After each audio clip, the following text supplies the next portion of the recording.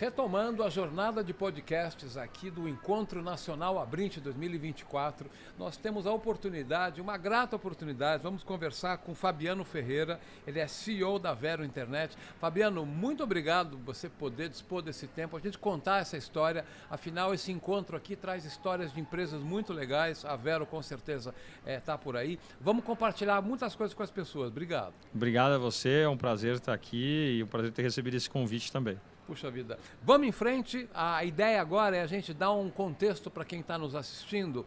Você falar um pouco quem é a Vero Internet, de onde veio. Você já antecipou algumas coisas para mim, vem de uma história de muito trabalho, de muita coisa. Então vamos dar um contexto para quem está nos ouvindo e aí vou te perguntar outras coisas sobre o momento de vocês. Ótimo.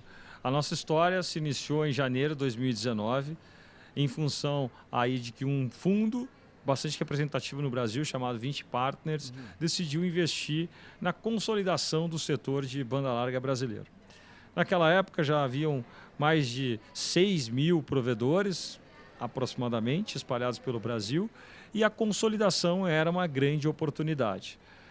E aí o fundo decidiu investir, procurou um executivo no mercado, fui aí convidado, e aí desde então estou aí como CEO da companhia. A gente, no primeiro dia, que foi janeiro de 2019, a gente fez 8 aquisições. Foram 8 empresas mineiras, começamos no estado de Minas Gerais. A empresa sempre teve sede em São Paulo, pela questão já de vislumbrar, olhar o Brasil inteiro e oportunidades em todas as regiões. A gente foi desenvolvendo aí o negócio em Minas Gerais, foi crescendo organicamente também em Minas Gerais, e não só em Minas. A gente fez outras aquisições aí fora do estado de Minas Gerais, como no Rio Grande do Sul, Santa Catarina, Paraná. Depois a gente também foi ao Distrito Federal e Goiás. Enfim, a história da companhia foi evoluindo. A gente fez 18 aquisições aí espalhadas aí por todas essas regiões e também lançamos mais de 50 cidades. Então foi um crescimento inorgânico, como a gente fala, um crescimento orgânico. E aí no último mês de dezembro a gente decidiu fazer uma fusão com outro player bastante representativo do mercado, que é a Americanet. A Americanet iniciou a sua história há 27 anos atrás, aproximadamente, em função de um empreendedor que é o Lincoln, que hoje é o nosso presidente do conselho. Ele decidiu apostar no mercado B2B e nos últimos anos vem navegando no mercado B2C também, muito em função de ter também fundos, e entre eles o Orgel Pincus, que é um fundo americano bastante conhecido, e outro brasileiro, que é a Investec, que também investe bastante em empresas de tecnologias, que decidiram fomentar esse negócio, e a Americanet também começou a fazer uma série de aquisições e fez, ao todo, 26 aquisições em toda a sua história. Então, a gente é a soma, como a gente diz, aí de 45 movimentos, mais ou menos, né? 45º movimento foi aí a nossa fusão, né? A Vero entre a Americanet. E hoje a gente aí tem números bastante representativos. A gente tem mais de 1.350.000 assinantes, espalhados em 425 cidades do país, e entre elas a atuação do que veio da Vero, como eu comentei anteriormente, né, que é os 3 estados do Sul, Minas Gerais, Distrito Federal e Goiás, mais a Americanet, que vem forte aí com o estado de São Paulo e o Mato Grosso do Sul. E a gente tem mais de 3.400 funcionários. A gente tem não só um negócio hoje de banda larga, mas tem um negócio importante de móvel. A gente tem uma MVNO, que já é operativa, que tem bastante cliente, tem mais de 250.000 assinantes. A gente também tem telefonia fixa, bastante representativa, porque o B2B tem hoje 14% do nosso negócio, é muito importante isso para o B2B, assim como a gente tem nesse B2B muitos serviços de alto nível de telecom. Então a companhia hoje, pode-se dizer, está num patamar de uma grande média empresa, e se a gente for ver num ranking nacional, a gente é a 5ª empresa mais importante do setor aí de banda larga, porque a gente também faturou ano passado 1,6 bi de reais, líquido, e a gente teve mais de 800 milhões de EBITDA e uma geração de caixa que é importante para esse business, que é intenso investimento, de mais ou menos 250 milhões. Puxa vida, que história! E você foi falando, algumas coisas vieram na minha cabeça, eu queria confirmar com você uma percepção que eu tive. Ótimo, vamos lá. Bom, em primeiro lugar, achei perfeito vocês se qualificarem como médios grandes ou grandes médios, eu não sei como você prefere, mas de fato são. Sim. A impressão que me dá é que esse mercado de provedor de internet, essas empresas menores, vai ficando cada vez mais difícil para elas competirem, então é natural que sejam absorvidas, e vocês usaram uma estratégia de crescimento que eu achei muito interessante, porque consegue-se aumentar essa capilaridade por meio dessas empresas que existem, que estariam fadadas eventualmente a parar de existir por não conseguir competir. E a estratégia é essa, aumentar a capilaridade em vários lugares com provedores pequenos. A gente sempre estudou oportunidades de crescimento orgânico ou através de aquisições. É muito comum no nosso exercício interno a gente analisar, vamos comprar um provedor ou construir uma rede. Tá. A gente analisa isso através de um business plan mesmo. Toda hora, né? Posso dizer que é toda semana praticamente a gente faz esse exercício. É importante. E as variáveis vão mudando do mercado. E agora tem mais uma variável que a gente tem que analisar, além dessas duas, que é a variável de poder utilizar uma rede neutra. Então hoje, quando a gente vai fazer um movimento, a gente tem que analisar nesses 3 prismas. De analisar se a gente não pode usar a rede de alguém, da infraestrutura. Porque a gente tem oportunidades ainda de fazer M&As? Temos. Bastante relevantes, importantes. Eu falava que a gente iniciou com um tamanho, né, de 6 mil provedores. Hoje são mais de 12 mil provedores, então dobrou esse mercado, muita gente entrou. Pelo menos esses 12 mil. É evidente que a gente olha provedores hoje um pouco maiores para ser mais representativo em cima do todo, porque fazer um M&A de uma empresa muito pequena ou de uma empresa média dá o mesmo trabalho. Eu acho que esse é o ponto para todo mundo entender. Para nós, sob o ponto de vista de integração, não faz muita diferença. Tem as suas diferenças evidentes, mas não faz tanta diferença num processo de integração, porque a gente integra numa única marca, numa única plataforma de sistema, no único modelo de gestão. Então a gente acredita muito que a consolidação, para ter sucesso, não é simplesmente você ter o desembolso financeiro e comprar uma empresa. De verdade, você agrega valor como você integra essa empresa. Integração passa por processo, passa por estratégia, passa por tecnologia que a gente investe, passa por cultura. Que eu diria que é um dos maiores desafios que a gente tem, esse aspecto cultural, inclusive. Bom, e na verdade isso tudo você consegue administrar e traz outros serviços para agregar valor. Eu estou entendendo que você tem outros serviços além de prover internet que acabam auxiliando o negócio, né? E você rapidamente me contou antes, vamos contar essa história que isso é importante. Ótimo. Desde quando a gente começou a operação, eu já tenho aí 25 anos já do mercado de telecom, acompanho muitas empresas nacionais e as empresas internacionais, como esse mercado está evoluindo, assim como qualquer outro segmento. O mercado lá fora está bastante desenvolvido aí no que tange a produto e serviço. Mais do que o mercado brasileiro, na sua grande maioria, tem empresas aqui no Brasil bastante desenvolvidas, então a gente sempre olhou para essas oportunidades. Chegar com uma fibra ótica dentro da casa de um consumidor é determinante para você oferecer uma qualidade de alto nível no uso da internet. É determinante. Mas não só isso, a gente precisa também ter um Wi-Fi robusto. A gente trabalhou nessa questão. Hoje a gente oferece para todos os nossos clientes que adquirem os produtos aí a partir do mês de abril ou migra para esse portfólio novo que a gente lançou em abril, a gente oferece o Wi-Fi 6. O que é a diferença do Wi-Fi 6? Ele dá mais qualidade na entrega do sinal, ele dá mais velocidade para o sinal e ele dá menos impacto em termos aí de performance de uso. Então, a gente decidiu por esse caminho, e isso é um diferencial competitivo da empresa, até porque a gente foca muito na experiência do cliente. O nosso propósito é liderar a revolução da experiência do cliente, indo além da conectividade. E aí a gente fazendo o que na conectividade? Né? A gente hoje entrega a fibra, mas a gente já vem entregando já há 2 anos e meio para o nosso consumidor O serviço digital premium que a gente chama. O que é isso? Entregando de verdade, um serviço diferenciado. A gente começou vendendo a Max, antiga HBO.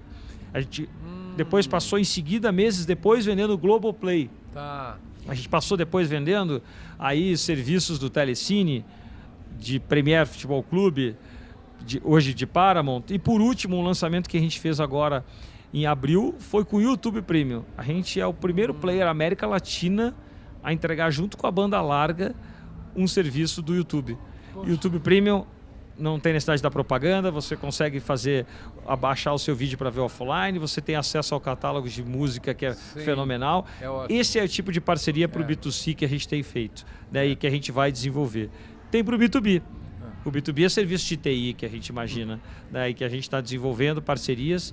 Temos uma agora que a gente acredita muito, que é a venda de hardware as a service.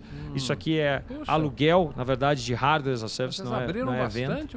Exatamente. Aqui a gente aluga notebook, smartphone, desktop, impressora, leitor biométrico, enfim, tudo que tem a ver com hardware que o cliente precisa para o seu dia a dia, para a sua empresa.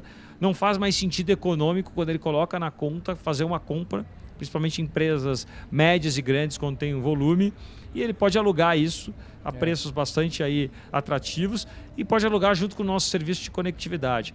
E vem mais coisa por aí. A gente vai desenvolver tanto o mercado residencial quanto empresarial. Sabe que eu não posso deixar de contar para você uma experiência que eu tive e que mostra uma diferença muito grande da visão que vocês têm. Tudo bem, não é muito recente isso, já faz um tempo. Mas quem não teve a experiência de contratar um provedor de banda larga em casa, e aí de repente o provedor fala, eu vou te dar o Wi-Fi. Mas eu estou te dando o Wi-Fi, é um Wi-Fizinho qualquer, que é uma decepção. Passa 2 paredes, já não funciona, né? Aí você vai reclamar, estou te dando de graça, né? Você quiser, compra um aparelho. Eu vi isso. Se quiser um Wi-Fi melhor, compra e bota um outro roteador na tua casa. Pelo amor de Deus, ou seja, vocês viraram isso de ponta cabeça porque vocês entenderam que o serviço é o todo. O camarada quer ter... Chega a banda larga, mas ele quer usar a internet em casa. Esse é o conceito, né? Exatamente. Eu até, ano passado, eu participo ativamente das discussões com os nossos fornecedores uma vez por ano em termos do que tem de novidade, o que a gente gostaria de ter acesso. O ano passado já a gente queria estar entregando o Wi-Fi 6 para 100% de um portfólio que a gente lançou, que a gente lança um por ano no mesmo período, em abril de 2023. Eu conversei com todos os grandes players que oferecem esses equipamentos. Eu até brincava, você está querendo me oferecer um carro que é 100% a álcool, que era o Wi-Fi 5. Eu quero comprar um carro híbrido, pelo menos, que é o Wi-Fi 6. Tá. E já estava disponível, só que a preços que eu dizia para os fornecedores que não faz sentido. Não cabia, a sua caixa é igual. Eu entendo que o chipset, porque é isso que muda, porque tem que ter um chipset muito poderoso dentro do equipamento para processar todo esse conjunto de dados. Eu sei que é diferente, mas, poxa vida, cria aí um produto que seja aí, em condições financeiras igual ao Wi-Fi 5 e eu não vou comprar mais a geração antiga. Esse ano a gente conseguiu e diria que talvez a gente é um terceiro maior comprador de Wi-Fi do Brasil hoje, em termos de quantidade de Wi-Fi 6, né? Porque a gente realmente comprou uma quantidade muito grande. Até a gente está tendo boa surpresa com a nossa base de clientes que está migrando muito e a gente conversa com o cliente. Por que você está migrando para o portfólio? Além de ter todas as novidades de produto, você está falando desse Wi-Fi. Então o cliente sabe que isso é um ponto de dor, a gente sabe. E agora a gente está entregando um Wi-Fi de excelência, é o melhor que tem no mercado hoje. E a gente está conseguindo nos diferenciar nesse sentido. E isso aqui, obviamente, a gente entende que o consumidor pode, inclusive, aí comprar mais Wi-Fi. A interferência, dependendo de como está a sua casa, vai acontecer no Wi-Fi. Isso é inevitável.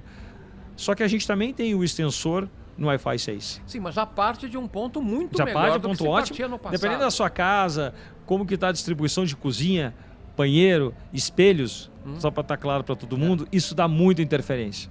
Esse tipo de questão. E isso pode gerar impacto na sua... Eu mesmo, na minha casa, eu tenho a distribuição em 4 pontos. Tá. Porque não dá para distribuir numa casa que é, obviamente, aí, num bom tamanho, você ter a interferência. Quando você chega na cozinha, por exemplo, eu coloquei um específico na cozinha.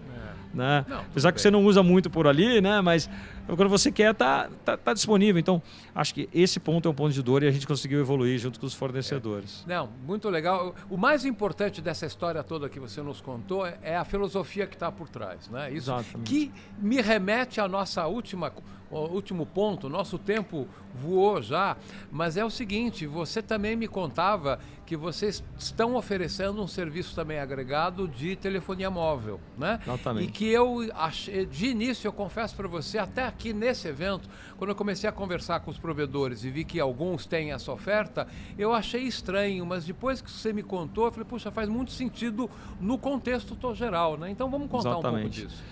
A gente, tendo uma base de assinantes muito grande, como a gente falou, 1,350 milhões de assinantes. Pois é. A gente tem 4,5 milhões de pessoas, para você entender que a gente impacta todos os dias.